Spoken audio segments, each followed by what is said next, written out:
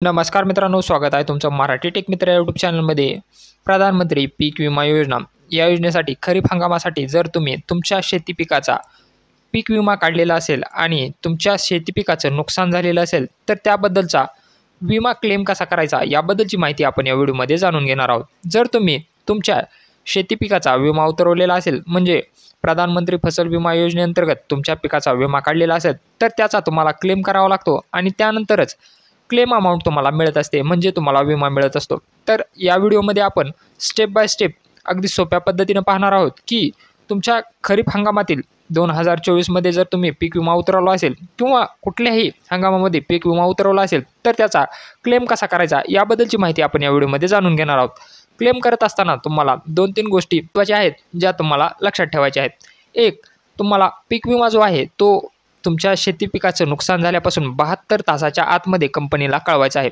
जे तुम्ही crop insurance application किंवा कंपनीचा जो काही टोल फ्री क्रमांक आहे त्यावर कॉल करूनही तुम्ही पीक विमा क्लेम दाखल करू शकता. यासाठी आपण या व्हिडिओमध्ये क्रॉप इन्शुरन्स ॲपमधून सोप्या पद्धतीनं पीक विमा क्लेम कसा करायचा याबद्दलची माहिती घेणार आहोत. यासाठी तुम्हाला लागणार आहे तुमची पीक विमा भरलेली पावती, त्यानंतर तुमचा मोबाईल क्रमांक आणि त्यामध्ये इंटरनेट कनेक्शन ॲक्टिवेट असणं आवश्यक आहे.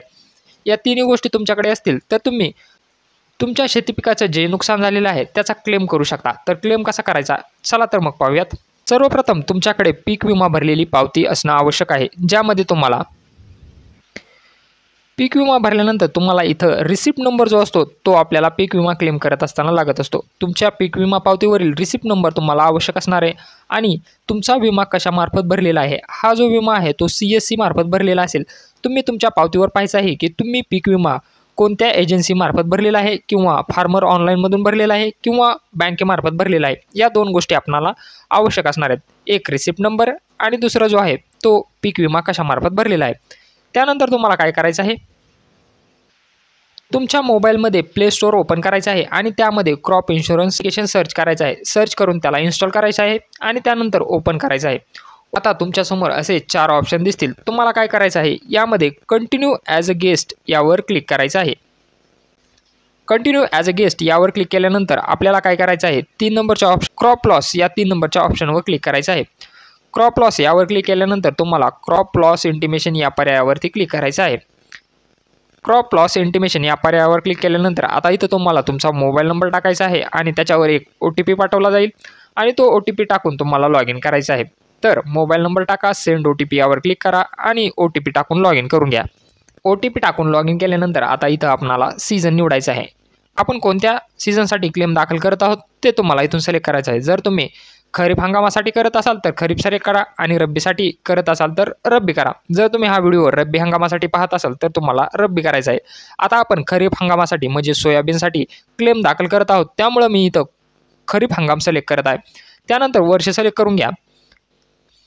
त्यानंतर इथं आता स्कीम सिलेक्ट करून घ्यायची आहे. आपण प्रधानमंत्री फसल विमा योजनेअंतर्गत पीक विमा काढलेला आहे म्हणून इथं प्रधानमंत्री फसल विमा योजना सिलेक्ट करायची आहे. त्यानंतर आपलं राज्य सिलेक्ट करायचं आहे. राज्य सिलेक्ट केल्यानंतर इथं तुम्हाला सिलेक्ट या पर्यायावर क्लिक करायचं आहे.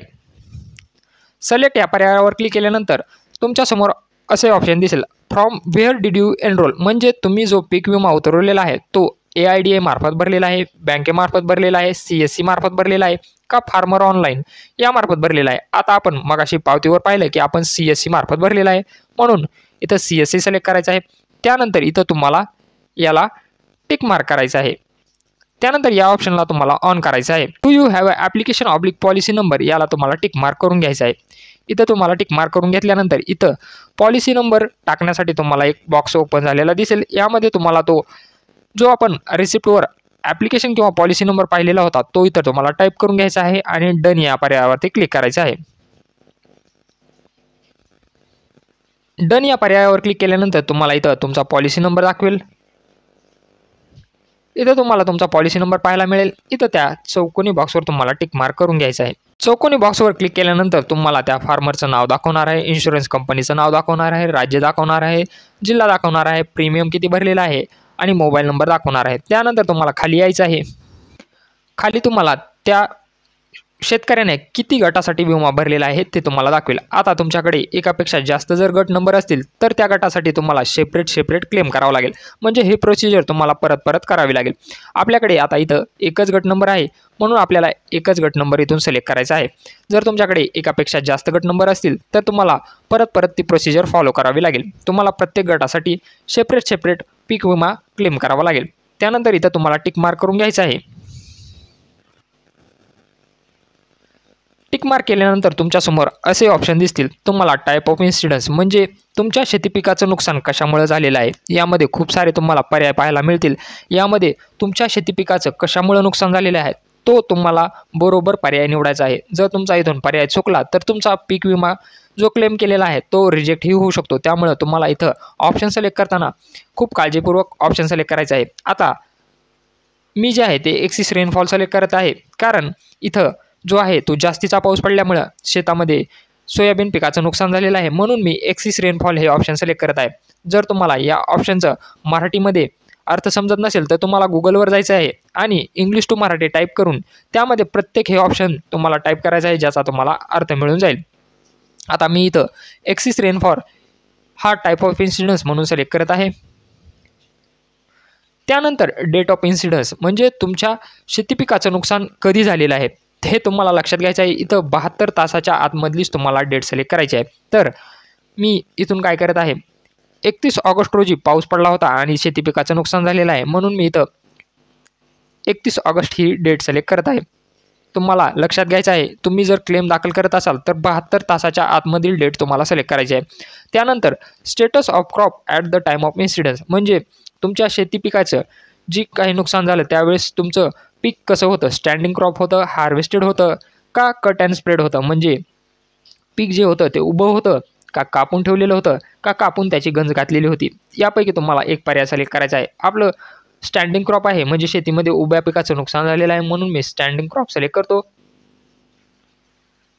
त्यानंतर एक्सपेक्टेड लॉस इन पर्सेंटेज म्हणजे तुमच्या शेती पिकाचं नुकसान जे आहे ते किती टक्के प्रमाणात झालेलं आहे हे तुम्हाला इथं टक्केवारीमध्ये टाकायचं आहे। आपल्या शेती पिकाचं 80% या प्रमाणामध्ये नुकसान झालेलं आहे, तुम्ही इथं 90%, 100% टाकू शकता। त्यानंतर इथं तुम्हाला अपलोड डॉक्युमेंट यामध्ये तुम्हाला शेती पिकाचं जे काही नुकसान झालेलं आहे त्या ठिकाणी जाऊन तुम्हाला त्याचा फोटो काढून घ्यायचा आहे। फोटो तुम्हाला त्याच ठिकाणी जाऊन आणि तुमच्या शेती पिकाचं जे काही नुकसान झालेलं आहे त्याचाच तुम्हाला फोटो काढून घ्यायचा आहे। तर इथं अपलोड डॉक्युमेंट या पर्यायावर क्लिक केल्यानंतर तुमच्या मोबाईल कॅमेरा चालू होणार आहे। त्यानंतर तुम्हाला एक परमिशन मागितली जाईल व्हाईल युजिंग द ॲप, याला तुम्हाला ओके करायचं आहे। परत एकदा व्हाईल युजिंग द ॲप याला परमिशन द्यायची आहे। त्यानंतर तुमच्या मोबाईलचा जो आहे तो बॅक कॅमेरा सुरू होईल। त्यानंतर तुमच्या शेती पिकाचं जे नुकसान झालेलं आहे त्याचा फोटो काढून घ्या आणि त्याला ओके करा। ओके केल्यानंतर जर तुम्हाला व्हिडिओ अपलोड करायचा असेल तर तुम्ही इथून व्हिडिओही अपलोड करू शकता, पण व्हिडिओ कंपल्सरी नाही। त्यामुळं अपलोड डॉक्युमेंट्स यामध्ये फक्त शेती पिकाचं जे काही नुकसान झालेलं आहे त्याचा फोटो काढला तरी चालेल। त्यानंतर तुम्हाला खाली यायचं आहे। खाली तुम्हाला त्या शेतकऱ्याचं नाव दाखवणार आहे, त्याचा मोबाईल नंबर दाखवणार आहे, आधार नंबर दाखवणार आहे आणि परत तुम्हाला इथं फायनल सबमिट या बटनावर क्लिक करायचं आहे। सबमिट या बटनावर केल्यानंतर तुमच्या मोबाईल नंबरवर एक डॉकेट आय डी येईल आणि इथंही तुम्हाला त्याचा डॉकेट आय डी येईल, त्याचा तुम्हाला स्क्रीनशॉट काढून घ्यायचा आहे। डॉकेट आय डी तुम्हाला सांभाळून ठेवायचा आहे, आय डीचा तुम्हाला स्क्रीनशॉट काढून घ्यायचा आहे आणि त्याचा SMS ही तुमच्या मोबाईल क्रमांकावर येणार आहे। हा डॉकेट आय डी तुम्हाला क्लेम करताना उपयोगी पडणार आहे। हा क्लेम दाखल केल्यानंतर 10 ते 15 दिवसांमध्ये किंवा 4-5 दिवसांमध्ये पीक विमा कंपनीचे जे काही प्रतिनिधी असतील ते तुम्हाला कॉन्टॅक्ट करतील आणि तुम्हाला सांगतील की आम्ही स्थळ पंचनामा करण्यासाठी येणार आहोत। ते तुमच्या शेतामध्ये येतील, तुमच्या पिकाचं नुकसान झालेलं आहे हे ते चेक करतील आणि चेक केल्यानंतर तुमच्याकडून त्या फॉर्मवर सही करून घेतील की तुमच्या शेती पिकाचं नुकसान झालेलं आहे आणि तिथं ते टक्केवारीही लावतील। त्यानंतर त्या फॉर्मवर ते कृषी सहाय्यक यांच्या सह्या घेतील आणि हा जो अर्ज आहे तो कंपनीला ते पाठवतील आणि त्यानंतर त्यानुसार तुमच्या पीक विम्याचा जो क्लेम आहे तो सेटल केला जाईल। तर अशा प्रकारे तुम्ही क्रॉप इन्शुरन्स ॲप्लिकेशनमधून अगदी सोप्या पद्धतीने तुमच्या सोयाबीन पिकाचा क्लेम दाखल करू शकता। क्लेम दाखल करत असताना तुम्हाला जर काही अडचण येत असेल तर कमेंट बॉक्समध्ये नक्की विचारा आणि व्हिडिओ आवडला असल्यास चॅनलला सबस्क्राईब करायला विसरू नका, तसेच बेल आयकॉनला प्रेस करायला विसरू नका।